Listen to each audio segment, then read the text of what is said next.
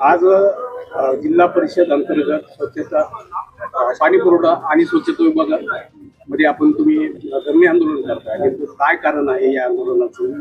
काय मागणी आहे? याच्यामध्ये प्रामुख्याने मागणी ही आहे की गेल्या 4 महिन्यापासून म्हणजे ऑक्टोबर 2025 पासून आमच्या तज्ज्ञ सल्लागारांचं मानधन दिलं गेलेलं नाहीये. आणि आम्ही मानधन दिलं नाही म्हणून असं काम केलं नाही असं नाहीये, तर आम्ही त्या 4 महिन्यामध्ये काम केलंय. म्हणजे आजपर्यंत सुद्धा आम्ही काम करत होतो, परंतु केवळ 4 महिन्यापासून आमचं मानधन दिलं नसल्यामुळं आज आम्ही लेखणी बंद आंदोलन केलेलं आहे. कंत्राटी स्वरूपामध्ये आपलं काम चालू आहे. वरिष्ठांकडे आपण तशी म्हणजे आपलं जे मानधन आहे त्याच्या बाबतीमध्ये मागणी केलेली आहे का, किंवा त्यांच्याकडे पाठपुरावा केलेला आहे? याबाबत आम्ही वेळोवेळी पाठपुरावा केलेला आहे. माननीय संचालक साहेब, याच्याही पुढे जर म्हणलं तर माननीय राष्ट्रपती महोदय आणि माननीय प्रधानमंत्री महोदय या दोघांनाही आम्ही पत्रव्यवहार केलेला आहे जिल्हा परिषद बीडच्या वतीनं. परंतु त्या पत्राचं जर उत्तर पाहिलं तर ते महाराष्ट्र शासनाकडे त्यांनी पाठवलेलं आहे, पण त्याच्या पुढे त्या पत्रावरही काही कार्यवाही झालेली नाहीये.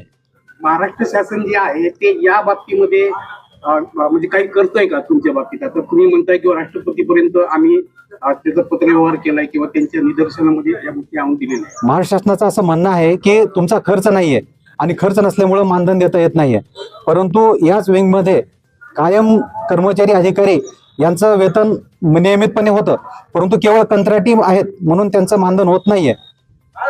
खर्च नाहीये परंतु काम चालू आहे हे म्हणजे हा एक प्रकारचा तुमच्यावरती अन्याय आहे, कारण तुमचं कंटिन्यू काम चालू आहे असं तुम्ही सांगताय. यस, तुमच्या कामाचा जो मोबदला आहे तो मिळत नाहीये. मग या गोष्टी तुम्ही तिथपर्यंत पोहोचण्याचा प्रयत्न काही केलेला आहे?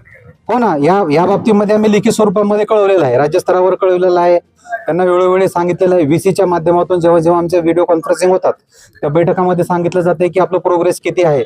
EIP सादर करत असताना त्याच्यामध्ये कुठले कंपोनंट घ्यायचे आहेत, किती खर्च ठेवणार आहात याच्यावर जेव्हा चर्चा होते तर त्या VCच्या माध्यमातून सुद्धा आम्ही सांगितलेलं आहे की आमचं मानधन नसल्यामुळं किंवा आजपर्यंत 3 महिने 4 महिने होत आहेत, परंतु मानधन देत नसताना, मानधन दिलं नसल्याने जे आजच्या कामामध्ये जी आमची उदासीनता होत आहे वरचेवर. कारण महत्वाचं म्हणजे मानधनावरच रोजी आणि रोटीचा विषय आहे, घरभाडं आहे, दवाखान्याचा खर्च आहे, इतर खर्च आहे, आणि हे केवळ आपण मानधन मिळाल्याच्या नंतर करू शकतो. या गोष्टी आम्ही शासनाच्या आणि तिथल्या अधिकाऱ्यांच्या वेळोवेळी निदर्शनास आणून दिलेल्या आहेत. सर, एकीकडे महाराष्ट्र राज्याचे मुख्यमंत्री आणि उपमुख्यमंत्री लाडक्या बहिणीचे हट्ट पुरवताना दिसत आहेत, परंतु इथे काही लाडक्या बहिणी आहेत, त्यांना मुख्यमंत्री तुम्ही काय सांगाल या आंदोलनातून? या आंदोलनामधून आम्ही एकच मेसेज देऊया की जसं त्यांनी लाडक्या बहिणीचा विचार करतात तसं शासन व्यवस्थेमध्ये सुद्धा लाडक्या बहिणी म्हणून कार्यरत आहेत, त्यांचाही त्यांनी विचार करावा.